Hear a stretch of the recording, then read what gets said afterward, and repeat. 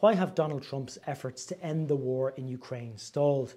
The first reason is that Donald Trump and his administration have not put enough economic and diplomatic pressure on Russia to come to the negotiating table at this stage. If we think back just a couple of weeks ago, Donald Trump at that stage was threatening to impose sanctions on Russia if it did not agree to a ceasefire, and also to impose secondary tariffs on countries that buy Russian oil. Well, neither of those came to pass, and instead Donald Trump welcomed Russian President Vladimir Putin to Alaska for what turned out to be an inconclusive summit. Thank you very much, Vladimir. Next time in Moscow.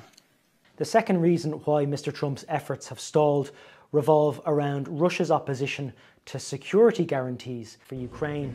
Now, during the summit in Alaska, it appeared that there was a breakthrough on this issue, and we know that because after the meeting, US Special Envoy Steve Witkoff said that the Russian delegation, which included Vladimir Putin, had expressed an openness about Western security guarantees for Ukraine. Mr. Witkoff had even described this as a game changer.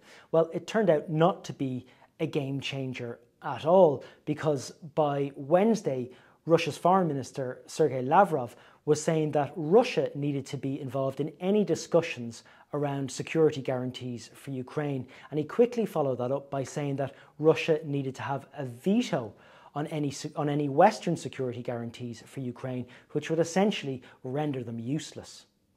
And thirdly, the reason this US-led process is going nowhere at the moment is that Russian President Vladimir Putin continues to show no interest in holding direct talks with Ukrainian President Volodymyr Zelensky, even though for months Mr. Zelensky has said that he is willing to hold talks with Vladimir Putin.